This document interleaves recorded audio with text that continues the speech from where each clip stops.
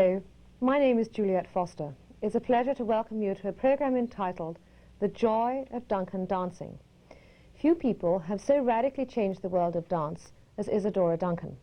She was a fascinating woman who, like so many geniuses who die young, has had as much of an impact after her death as she did during her lifetime. Her work was carried on and brought home to America by 3 adopted children known as the Isadorables. We are extremely lucky to have with us today a member of Irma's touring group who was chosen at the age of 15 to carry on and embody the tradition of Duncan dancing. It is therefore a very great honor to introduce to you Miss Hortense Kooluris. Thank you for this glowing introduction. You're welcome, Juliet. Hortense. Tell us how you first came to hear about Isadora Duncan. Well, I was 4 or 5 or 6 dancing around, and Mother took me to a local dance school. And I had a cousin who had seen Isadora dance, and she was inspired, and she said to Mother, "You're giving the child the wrong type of lessons. It'll be bad even for her feet. Send her to Carnegie Hall Studio 61, where they have Isadora Duncan dancing for children." Now, did your whole family have to move so that you could go and study there? Oh, no, I did the traveling through subways and trolleys, no. So you lived in the area? No, it's a distance away, about an hour's distance away. Great. Yeah. And did you take regular classes in school at the same time? Well, of course, there was no such thing as dancing at school, so I would just have my lesson as for children, dancing for children. But the great joy was when Irma came to America, and her Russian girl, that was right after Isadora died, which was in 1927, right. And then Irma came with these wonderful Russian dancers that Isadora and she trained for 9 years, and they toured to the United States. But Irma didn't want to go back to Russia, and the government recalled the girls, so that was my lucky break. I was being auditioned with some others who had had Duncan training, but I was afraid she wouldn't take me. There were 3 things against me. At that time, they had child labor laws. Well, how old were you? I was 15, but 16. Nothing under 16. And then I didn't have a very good singing voice, and the girls had done some Russian songs and dances when they came from Russia. And the 3rd thing, Irma says, "Oh, you look so frail with all this dancing for symphony orchestras, this different, I don't think you'd last." But I would have died if she hadn't chosen me. Why? Well, because it was my whole life. I was so excited. But it's interesting because I'm the only one who dances today of that original group. Being young was helped me at this end. Now tell me, how many of you went with Irma across the country? Did you go all across the country? No, we did part of it. We went to Minneapolis and St. Joseph and St. Paul and Philadelphia and Havana and places in New York and Asbury and even there was a New York Symphony up in the George Washington Heights. But we danced with pianos too, you know, in different parts. So it didn't have to be a town that had a symphony orchestra attached to it? No, she had these previous engagements which she filled when she had the Russian girls. So we danced with the Philharmonic at Carnegie Hall, and we were in Minneapolis and St. Paul, and then we were in Philadelphia. That was at the Dell, and it was very interesting because the place was so crowded that some of the younger people climbed up into the trees to watch the program. It was quite exciting. Tell us a little something about Isadora Duncan's actual dancing. Why Duncan dancing as opposed to somebody else's? What do you think makes it special? Well, because it's one's emotions. It's not just the external wonderful technique that you see today. It had more. It had meaning, and the person, it had to radiate first from within. So her dances had expression of life. Was there anything else like it at the time? No. She was a forerunner of modern dance, in a sense, modern dance because not only barefoot, but later on in her life she did these more tragic dances and dances where it had weight. At that time it was with ballet, it's always on the tips of the toes or very light in the air.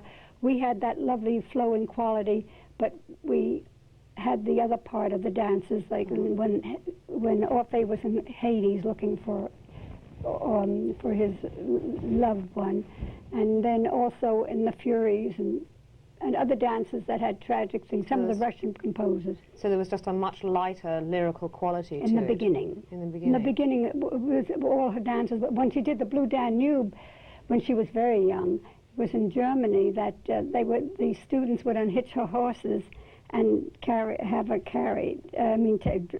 carriage. They were so excited with her dancing in Europe. How old was she when she started performing, do you think? Well, she and her brother, she had a sister Elizabeth who was a little older, and she had two brothers, Raymond and Augustin. Augustin became a very famous actor. Unfortunately, he lost his eyesight when he was about 29, and I remember seeing him in Richard III. And he was in the first act, and you'd never know he couldn't see. His wife used to lead him to the stage, and then he was all on his own. And Raymond is the one who wove clothes and made homemade sandals, and it was the Armenian people, and I believe there were Indian tribes in America that he taught to weave so that they could be able to live, really, and exist. They're an interesting family, aren't they? But there seems to have been some kind of tragedy that followed them around all the time. Isadora Duncan, although she was obviously a great genius and a woman ahead of her time, you couldn't say she was lucky. Well, she had, I wouldn't say feast of famine, but she had the greatest artists who adored her, or sculptors, or even royal families would take her. And there was somebody from China, I think the wife of one of the leaders from China, who studied with her. But on the other hand, she did things that were not helpful to her personal life. In other words, her love life and her dancing conflicted. So that was, she had to make the decisions, and she adored children. She felt every child should dance before they learn the reading, writing, arithmetic, and that sort of thing. It was part of their heritage, and the children all over the world should have that experience. I guess it was that freedom that took her to Europe in the first place. Europe, I guess, at the time, we're talking what kind of era, the turn of the century? Yes, well, we were very Victorian in America. Much more conservative. Oh, yes. Yeah. And whereas in Europe, jazz was starting to happen in France, wasn't it? And Sarah Bernhardt was starting to do some different things in theatre. So it makes sense that she'd go to Europe.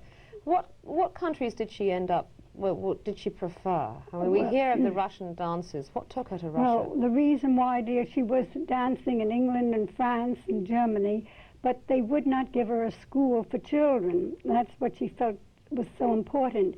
So after the revolution, she got a letter. I think it was the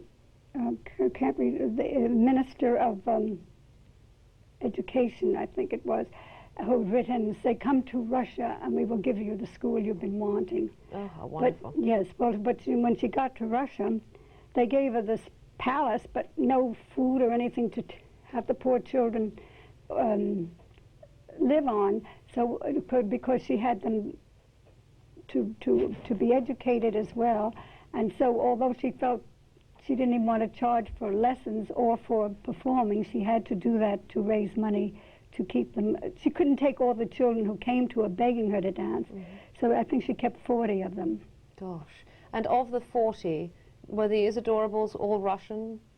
Did they all come from Russia? No. How did that happen? Oh, no, the Isadorables, that happened in 1904 when she started the school. And as a matter of fact, when she started with Gordon Craig, the famous designer, stage designer, you probably know his work very well. Well, he's a countryman of mine, yes. Yes. But when she had her first child with him, and then they just never married, and so he went his way and she went hers, although they felt they were soulmates. What he did in her ideas and his ideas had been very close, and the same with the dramatic person in Russia at the time in theater. He started to think they all had the same thing going. Stanislavski? Stanislavski, yes. Yes. I didn't realize he was a contemporary of hers. Yes. That's interesting. Yes. Interesting. So method acting, or the beginnings of the Stanislavski method started she met him in her. Russia, and they had discussions and so forth. Isn't that interesting, the synergy that starts? Yes. But you were telling us about the Isadorables, and there were 3 of them, I think. No, there were actually 6 of them. 6? But 3, one had died, Margot, and there was one in Paris, Lisa. Yes. And then the other one took to painting, Erica. Yeah. And she gave up her dancing to be a painter. And so the 3 that came to America were Irma, Anna, and Maria Theresa. And what nationality were they? They were German. Anna was part Austrian. But it was, you see, when Isadora started to take the children, Europe was very poor. And the people, when they saw the ad in the paper, thought how wonderful their children would have a chance to be exposed to all these beauty and education. And so that's how it started. That was after she met, well, it was Gordon Craig, but later on Paris Singer. Well, actually, Paris Singer helped her after her children were killed. I don't know if you know how that happened. She was preparing to do a program, and she was kissing them goodbye in the car, and there was the nanny and the chauffeur, and she said when she kissed the pane of glass, she had a little premonition, this little strange feeling, and it was raining very heavily, and somehow they were cut off, and the chauffeur, at that time they had to go outside to crank the car, and the car rolled back into the Seine River, and they could not be saved. So it was the nanny and the 2 children were gone, and she was never the same after that. And it was only Paris Singer, who tried to get her back, plus her friends, to dance again, that he bought this beautiful place in Paris that she again started a school for children. Very beautiful place. So now I think we have a clip, actually, that you brought with you of some dancing that you did with a group outdoors. Yes, well, that was done in the United States. That was done at the World Trade Center. Gosh, in New York City? Yes, New York City. Lovely. And that performance was done on September 14th, the actual date that Isadora died. Oh. But I mean, not the year, of course. Yes, It was 27 that she died. I think if I'm right, it's a piece from Iphigenia by Gluck. Yes, that's... And it's the air gay, is it? Yes, right. All right, if we could roll that clip now, that would be lovely.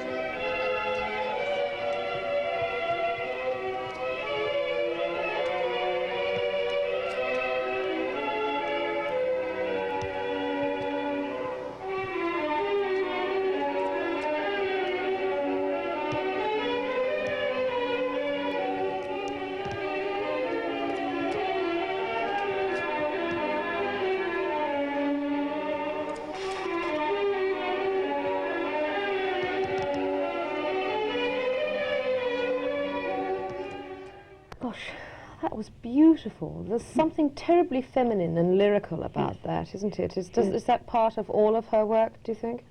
Well, except when we do these very heavy, tragic dances that are weighty. Yes. And that was in the second part of her life that she really concentrated on those, the Marsh Slav, the Varshavyanka, those were, and also the symphonies, the Tchaikovsky Pathetique Symphony. Oh, lovely, yeah.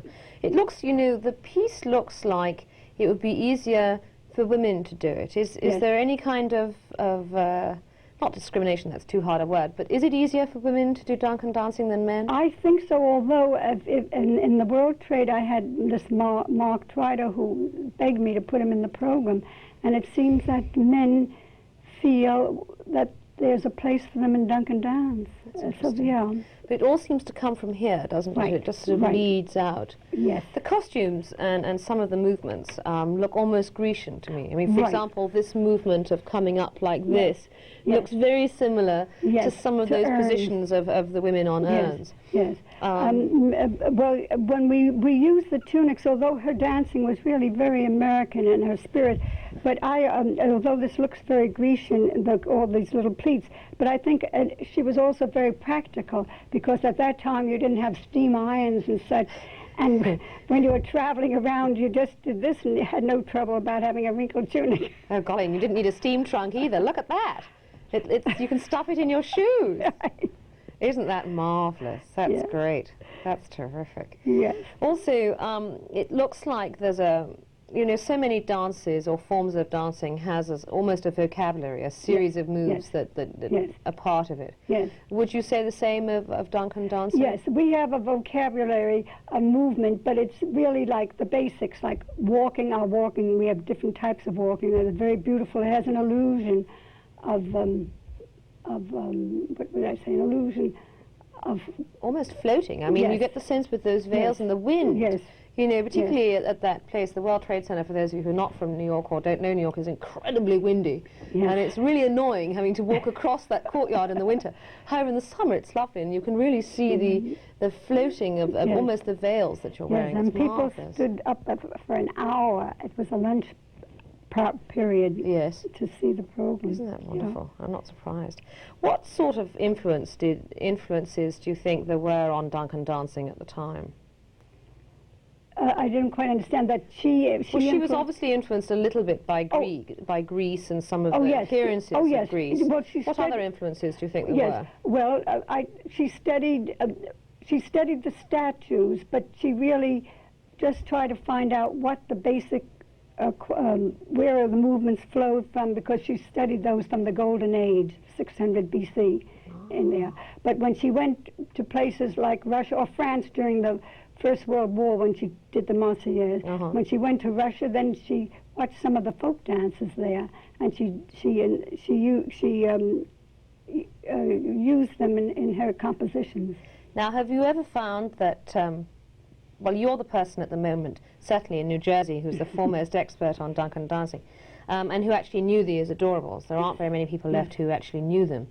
Do you ever find, I mean, it seems there's a huge vocabulary of, I mean, a big amount of Duncan work around. Do you ever forget any of it and find that you just, I wouldn't say make it up as you go along, but I mean, does one ever resort to just, that there's a version of this movement coming up soon? Yes. So has that ever happened? Well, I guess I'm a purist, and I was so young that it grabbed me. And I don't forget that. I may forget what I have to do tomorrow, but those dances I never did forget. Really? Now, is it all on accounting? Do you count as you go along? No, we don't count. We listen, and we work more on phrases than each note. Dum da da dum.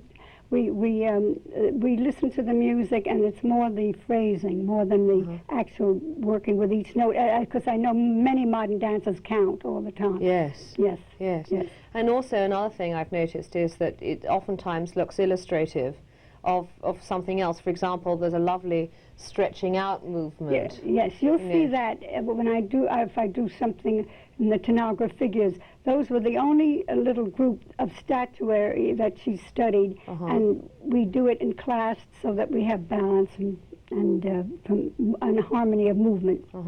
In class. There's a kind of simplicity to Duncan dancing, isn't there? And the simple things are so hard otherwise to look right. Yeah. It has to be so pure that we discard all the externals.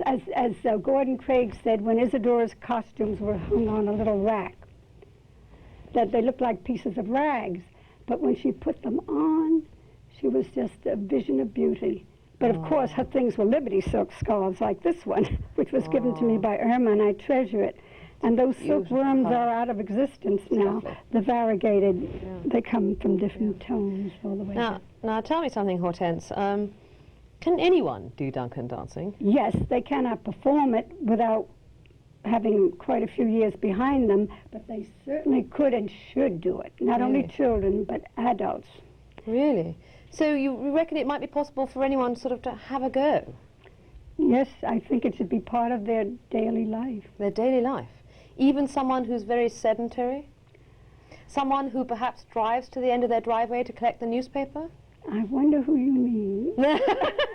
Well, Hortense, I mean, I was just wondering. I mean, I happen to be wearing a leotard today, and I'm not the most svelte person I know, but I was wondering if you were thinking of doing a little something, perhaps, to All share right. with us today, and if perhaps I might join you. All right, if I could only convince you that you could do it, I'll be happy. And the people, This is not a setup, ladies and gentlemen. And the people. Let me take off my microphone and see. I think Hortense has brought along some costumes for us so that you can see how it all gets put together. And let me take off her mic so that you get a sense of how we're going to do this. Great. There we go. All right. Not terribly clever with these technical things. All Now, right. Off with the jacket. No doubt. I should also tell the viewers at home that I'm several months pregnant, and that's why I'm a little bit more portly than I might be. All right, now tell me what we're going to do Well, first. your little child under your heart will love it. Okay. Now, first of all, we put on, is this the tunic, I Yes, think you this told is me? this All is- right. Yes. Okay. And we have the slits for the legs to move through. Now, it was very important that the legs show, wasn't it? Yes, that you see the movement, although we're covered, you have to see, yes, All the right. legs are important. Now, what's this? This is a little thing so that the costume doesn't just hang, that we Right. can see the feminine body under it. Not that I want anyone to see my feminine body, for goodness sake. No. Isadora did do one program when she was pregnant, and a woman was so shocked Really? because... Now, why was she so, oops, I've lost it. Because she could see that she was pregnant, and she said she shouldn't be dancing. And Isadora said, that's part of life, and there's nothing wrong with it. All right. So now I'm putting this on, Yes. and what else does one have over the Well, top? you don't need to have it, but I think I like the feel of flow of the scarf. Isn't it beautiful? Now, is this Liberty silk as well? No, dear, that's China silk. Lovely. That's China silk. This is Liberty Yeah. silk. And I It think was my given to me because I prize it by Irma. right. I think my necklace goes well with. Oh no, off with the jewelry. Oh no! Why?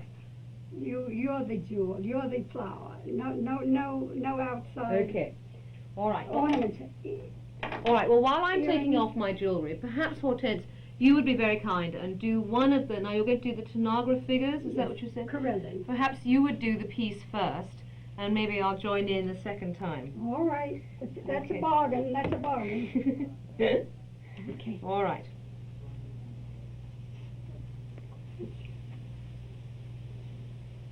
Now, I think we did bring along some music, so perhaps we'll turn the music on in a minute. I'm having trouble with my necklace here.